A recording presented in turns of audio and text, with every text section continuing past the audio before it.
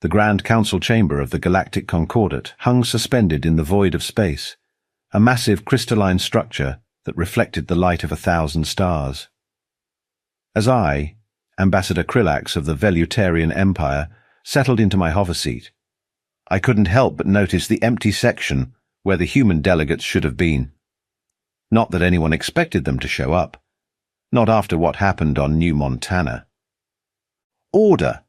Order in the chamber! High Chancellor Vexetor's voice boomed through the cavernous space, his forearms raised in what we'd all come to recognize as a gesture of authority. We are gathered here to discuss the incident involving the human response to the Drachnid operation. I suppressed a laugh, earning a glare from Ambassador Patok of the Unified Hives. Incident, they called it. When a Drachnid battle fleet gets turned into space debris, apparently that's just an incident. The humans, Vexter continued, his scaled skin shifting from green to a worried purple, have issued what they're calling a final notice of grievance. Would Ambassador Krillax please read the communication for the Council? Wonderful. They always make me do the uncomfortable parts. Probably because my species is one of the few that can actually pronounce human words without translator assistance.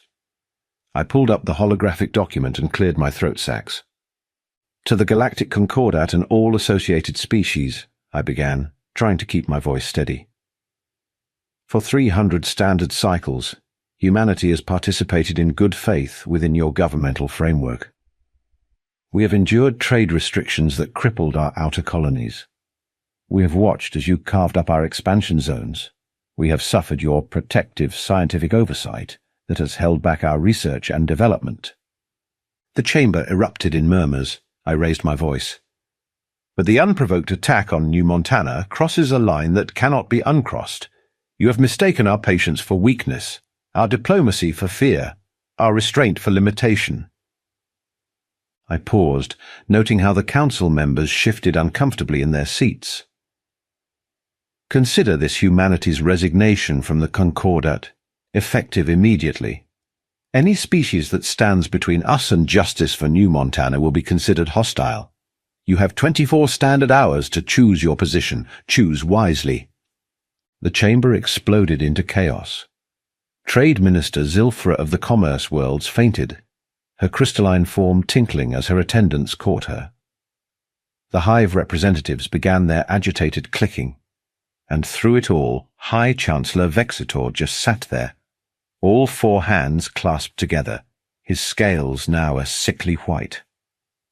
Surely, Ambassador Patok's clicking voice cut through the chaos. The humans understand their position. They are one species among hundreds. Their military power is fraction of the combined fleet. I couldn't help myself. I laughed. Everyone turned to stare at me, and I realized I would have to explain what they still didn't understand. My esteemed colleagues, I said, my voice dripping with sarcasm. Has it occurred to any of you that the humans waited until now to send this message? That perhaps they've spent these 300 cycles preparing for exactly this moment? The silence that followed was deafening. The council chamber's silence stretched uncomfortably as I pulled up historical records on my neural display. Not that I needed them. Every diplomat worth their salt knew the 3 breaking points that led us here. We just chose to ignore them, like fools dancing on the edge of a neutron star.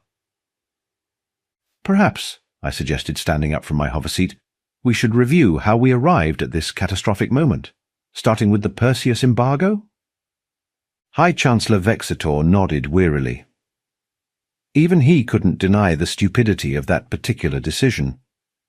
Officially, the embargo was meant to protect developing species in the Perseus arm from, quote, aggressive human economic practices. In reality, it was the commerce worlds protecting their monopoly on quantum crystalline computing. The humans submitted 17 separate proposals to modify the embargo, I continued, watching my colleagues squirm. Each one more reasonable than the last. But no, Trade Minister Zilfra and her precious commerce worlds needed their profit margins. A harsh laugh escaped my throat sacs. Then came the mass starvation on New Montana, New Texas, and 5 other human colonies cut off from their supply lines. The humans requested emergency aid. We voted no. They requested temporary exemptions. We voted no. They requested permission to relocate their citizens. We voted no. Ambassador Patok clicked his mandibles irritably. The law must be upheld. The law? I cut him off. Let's talk about the Beta Carina incident then, when the combined fleet declared human expansion zones as protected sanctuaries for space-dwelling lithoids. Strange how those same lithoids were cleared out 5 cycles later for Drachnid colony ships. The Drachnid representative, Supreme Commander Raksutil, rose from his seat, bioluminescent patches flaring. Those accusations were never proven. Oh, sit down, Raksutil, I snapped. We all saw the footage. Humans had terraformed 3 planets in that sector, invested 60 cycles of work, built cities, established farms. Then suddenly, your survey ships discover critically endangered crystal breathers in that exact sector. Please? The chamber erupted in angry shouts and accusations. I let them rage for a moment before triggering the sonic dampeners in my section. In the artificial quiet, I accessed more records. But the scientific censorship, I continued once they'd settled, that was our masterpiece of diplomatic idiocy. When humans developed their first functional quantum consciousness transfer system, what did we do? The Science Council, in its infinite wisdom, declared it too dangerous for an immature species and demanded they abandon the research. High Chancellor Vexator's scales shifted to a deep blue of remembered shame. The technology had significant risks. The technology worked, I shouted, my throat sacs fully inflated. It worked better than anything our species had developed. But instead of collaboration, we chose suppression. When Dr. Elena Martinez refused to destroy her research, the Science Council sent in enforcement units. 10 human scientists died in the raid. The newer council members looked shocked. This part usually got glossed over in the official histories. The humans went quiet after that, I said, my voice softening. Too quiet. They accepted our restrictions, followed our rules, smiled during diplomatic functions. But if any of you had bothered to really look, I gestured at the holographic displays showing human space. Their shipping manifests never quite matched their production numbers. Their energy consumption was always slightly higher than reported. Their colonies kept growing despite the restrictions. Trade Minister Zilphara, recovered from her fainting spell, raised a crystalline appendage. Are you suggesting they've been systematically deceiving us? No, I replied, sinking back into my hover seat. I'm stating it as fact. Humans have a saying, hope for the best, plan for the worst. For 300 cycles, we've given them nothing but the worst. And I guarantee you, they've been planning accordingly. The chamber fell silent again as the implications sank in. All those years of restrictions, vetoes, and suppression. We thought we were containing a potentially dangerous species. Instead, we were just giving them time to prepare, time to build, time to plan. And now, with the ashes of New Montana still cooling, we'd finally pushed them past their breaking point. The holographic display in the center of the council chamber flickered to life, showing the ruins of New Montana. Even now, 3 days after the Drachnid attack, fires still burned across the continent-spanning wheat fields. The massive agricultural domes lay shattered, their broken shells scattered across the landscape like the bones of ancient creatures. Play the footage, I demanded, my voice rough with emotion. Most of my colleagues flinched. They knew what was coming. The recording began. New Montana's orbital defense platforms hung silent in space, powered down as required by Concordat law. The Drachnid fleet dropped out of hyperspace. 47 capital ships strong. No warning, no demands, just immediate, overwhelming force. Stop! Supreme Commander Raksutil protested. We all know what happened. No! I snarled. You will watch. You will all watch. The Drachnid ships opened fire. Their energy weapons carved molten scars across the planet's surface. Kinetic bombardment rounds punched through the atmospheric shields, striking cities with the force of small nuclear weapons. 7 million humans died in the first hour. But that wasn't what broke us. What broke us was the agricultural domes. "Notice," I said, highlighting specific ships in the display, how the Drachnid fleet specifically targeted food production facilities. Not military installations, not industrial centers. They deliberately destroyed the means to feed a population. The recording continued. Emergency beacons lit up the night side of the planet as civilian ships tried to escape. The Drachnid fleet methodically shot them down. Not all of them. Just enough to prove they could. Just enough to send a message. 17 hours, I continued, my throat sacs constricting with barely contained rage. For 17 hours, human ships across 3 sectors received distress calls from New Montana. Calls we were legally forbidden from answering due to the Concordate's quarantine protocols. High Chancellor Vexetor raised all 4 hands. "The protocols exist to prevent conflict escalation." "The protocols," I cut him off, "exist to protect aggressors like the Drachnids from consequences. But here's what you all seem to have missed. The humans obeyed those protocols. For 17 hours, while their people died, they obeyed your laws." I switched the display to current sensor readings. Then exactly 18 hours after the first shot was fired, every human military vessel in known space activated previously unknown drive systems and vanished. The chamber erupted in concerned murmurs. Ambassador Potok's antennae twitched nervously. "Vanished where?" "That's the interesting part," I replied, unable to keep a note of dark admiration from my voice. "According to our best sensor data, they didn't go anywhere. They just stopped being detectable. 5,000 ships just gone, like they'd never existed." Trade Minister Zilfara's crystalline form vibrated with anxiety. "Impossible! Our detection systems are being jammed by technology we didn't know existed," I finished for her. "Just like we didn't know about their fleet's true capabilities. Just like we didn't know about their actual industrial capacity. Just like we didn't know about the massive military installation buried 2 kilometers under New Montana's surface." That got their attention.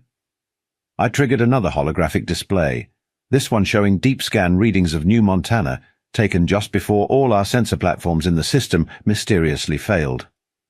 "See that?" I pointed to a massive structure beneath the planet's crust. While we were all busy congratulating ourselves on keeping humanity contained, they built a fortress under our noses. One that survived the bombardment. One that, according to our last readings, was launching ships. "But that's not the worst part," I continued, saving my biggest revelation for last. "The worst part is what happened 6 hours ago. Would anyone like to guess?" Silence filled the chamber. I let it stretch, watching my colleagues squirm. Every human in known space disappeared, not just military personnel, every human. Trading posts, diplomatic missions, research stations, civilian contractors, all empty. 3 billion humans across 700 systems, gone in an instant. The implications hit the Council like a plasma blast. High Chancellor Vexetor's scales turned almost white. That's not possible. The energy requirements alone." "Quantum consciousness transfer," I said quietly. "Remember that technology we forced them to abandon? Turns out they didn't abandon it. They perfected it. And now we have no idea where humanity's population has gone, where their fleet is, or what they're planning." I stood up, looking each council member in their various sensory organs. "But we do know one thing. In the last transmission from New Montana, before the Drachnid fleet opened fire, Governor Chen said something to her people. The humans have been kind enough to let us keep that recording." I played the clip. Governor Chen's voice, calm despite the approaching fleet, filled the chamber. "Remember the Alamo?" "None of our xenohistorians could explain the reference," I said, watching comprehension dawn on my colleagues' faces. "Until now. It's from human military history. It means they're about to make someone pay dearly for a mistake." The chamber's emergency alerts chose that moment to start blaring.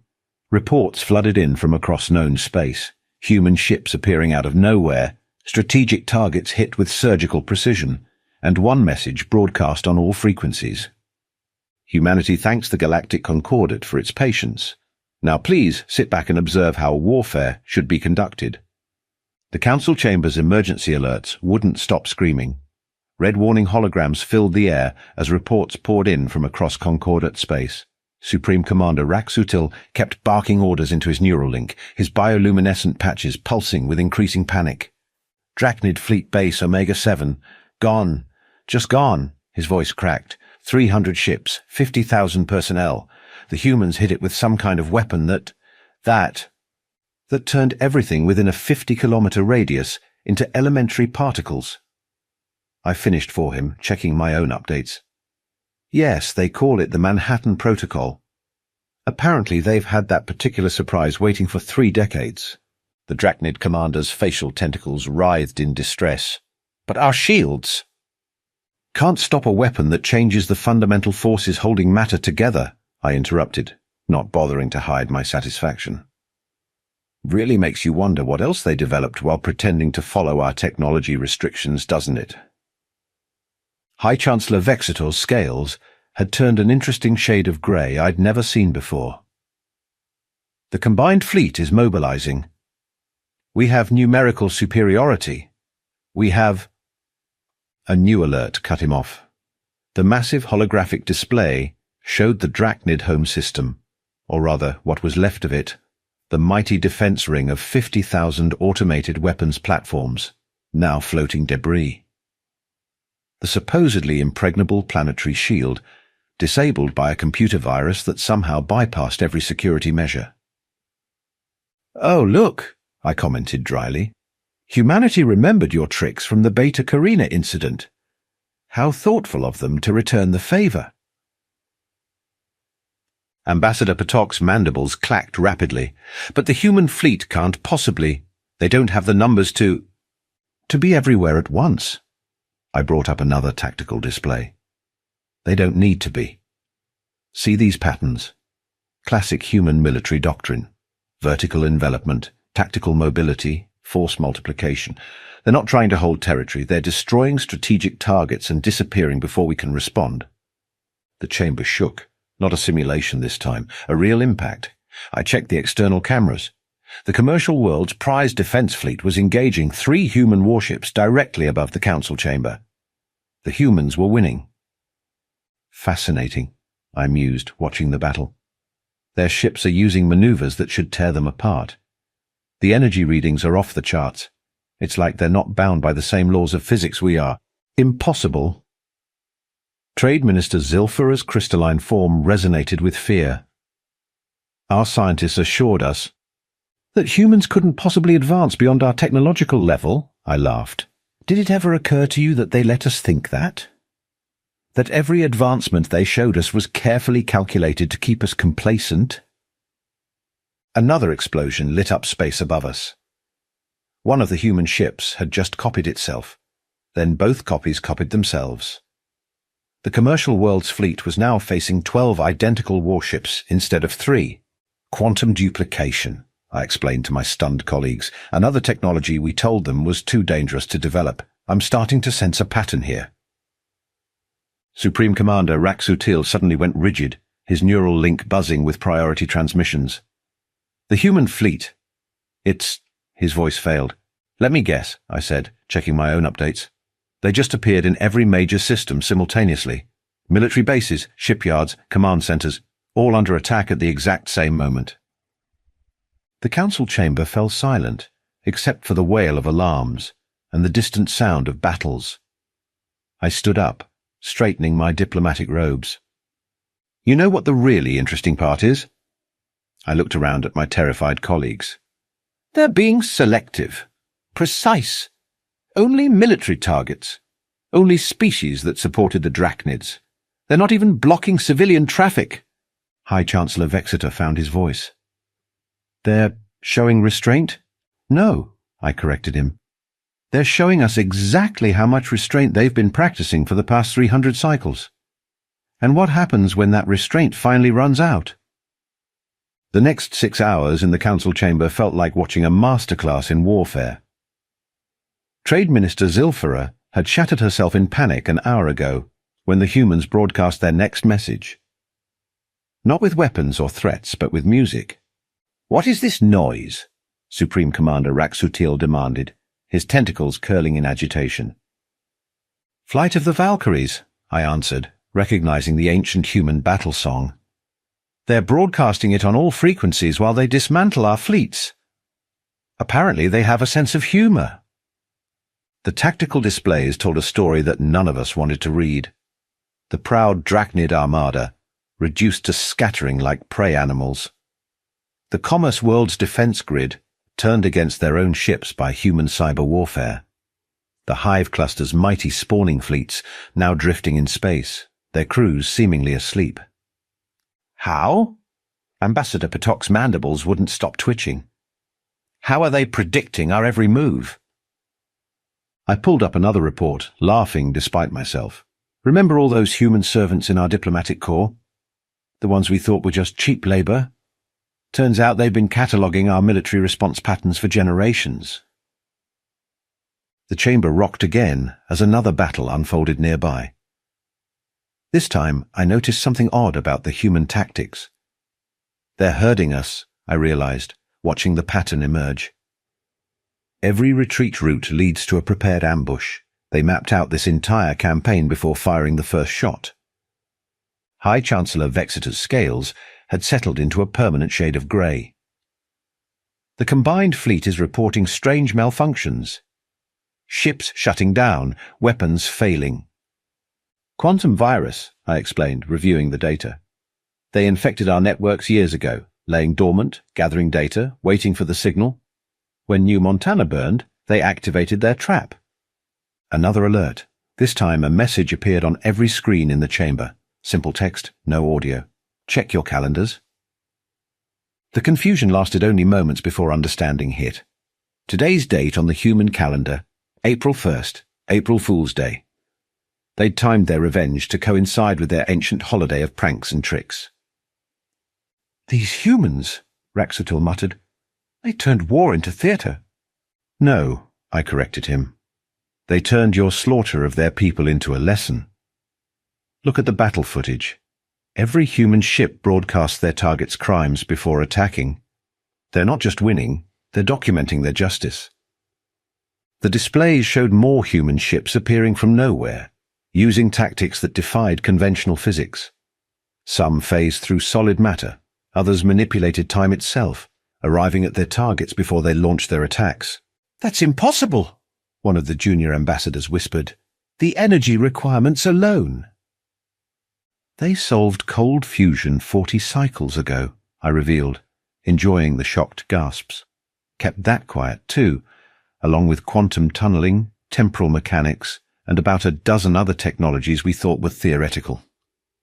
A new tactical assessment flashed across my neural link.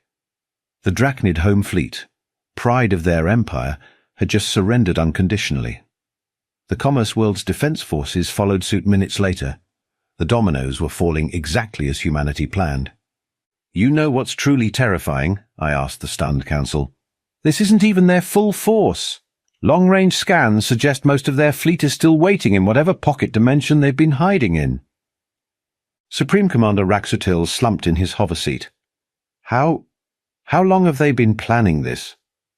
"Since the first trade restriction," I said quietly. "Every insult, every restriction, every diplomatic slight. They remembered them all, built their response one piece at a time, created redundancies we never imagined." The chamber's main screen lit up with a new message from the human fleet. This time accompanied by another Earth song, something called the Imperial March. "We're not going to win this, are we?" High Chancellor Vexeter asked, his voice barely a whisper. "Win?" I shook my head. "Chancellor, we lost this war 300 cycles ago. We just didn't know it until today." 1 month after what humans now call April Fool's War, I stood in the rebuilt council chamber. The changes were impossible to miss. The Drachnid seats sat empty, their empire now under human oversight. The Commerce World section had been reduced to a single chair, and in the centre, where the High Chancellor's platform once floated, stood a simple wooden podium. Admiral Maya Rodriguez stepped up to that podium, her dress uniform gleaming under the starlight. No weapons, no guards, just quiet confidence. "The terms are non-negotiable," she announced, her voice carrying that peculiar human mix of warmth and steel. "But they are, we think, fair." I watched my fellow ambassadors as she outlined humanity's demands. No more technology restrictions, no more artificial trade barriers, no more interference with human expansion. Simple terms that would have prevented this whole disaster if we'd offered them 3 centuries ago. "You're not demanding reparations?" Trade Minister Zilfra asked, her crystalline form still showing stress fractures from her earlier shattering. Admiral Rodriguez smiled. Not the diplomatic smile we were used to from humans, a real one. "Your functioning economies serve our interests better than your bankrupted ones. We're not here for revenge. We're here for change." Supreme Commander Raxutil, now the last of the Drachnid High Command, raised his tentacles. "And our military forces?" "Will be limited to defensive capabilities only," Rodriguez replied. "You can keep your patrol fleets, but the next species that launches an unprovoked attack will find their entire military infrastructure turned into a quantum physics experiment. Again." I couldn't help but notice how the Admiral's hand briefly touched a small medal on her chest. New Montana Service Cross. She'd lost family there, I realized. Yet here she stood, offering peace. "There is one more thing," Rodriguez continued, triggering a holographic display. "We're establishing a new research initiative, open to all species. No restrictions, no censorship, pure science, pure cooperation." The chamber buzzed with surprised murmurs. High Chancellor Vexator's scales shifted to a cautious green. "You would share your advanced technology?" "Share? No." Rodriguez shook her head. "We're offering you the chance to develop it yourselves, with guidance. Think of it as a galactic scholarship program." I understood then what humanity had planned. They weren't creating an empire. They were building a school. "The universe is bigger than our petty power games," Rodriguez continued.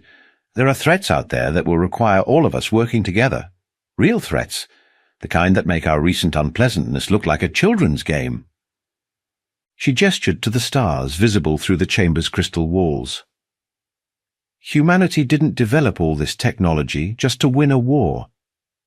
We developed it because we looked into the dark between stars and saw things coming, things that should scare you a lot more than we do." The chamber fell silent. I noticed how every ambassador suddenly found themselves staring into space, wondering what humanity had seen out there that drove them to such lengths. "So," Rodriguez concluded, "you have a choice. Join us in preparing for the real fight or stay locked in your comfortable ignorance. But understand this. We won't let anyone hold back progress anymore. The universe doesn't care about our politics or our pride. It only respects preparation and unity." As the Admiral stepped down from the podium, I couldn't help but laugh. My colleagues turned to stare at me. 300 cycles, I explained, wiping moisture from my throat sacs. We spent 300 cycles trying to contain humanity because we feared what they might become. And in doing so, we forced them to become exactly what we feared, but better than we imagined. Admiral Rodriguez paused on her way out. "You know, Ambassador Krillax, there's an old human saying, 'Be careful what you wish for, you might get it.'" "And what did we wish for?" I asked. She smiled that terrifyingly genuine smile again. "You wished for humanity to learn its place in the galaxy. We did. Turns out that place is at the front of the class, teaching the rest of you how to survive what's coming." As she left, I looked around at my fellow ambassadors and saw the same realization on all their faces. We had tried to play teachers to humanity, never realizing we were the ones who needed schooling. The stars seemed a little darker that day, but for the first time in centuries, we weren't facing that darkness alone.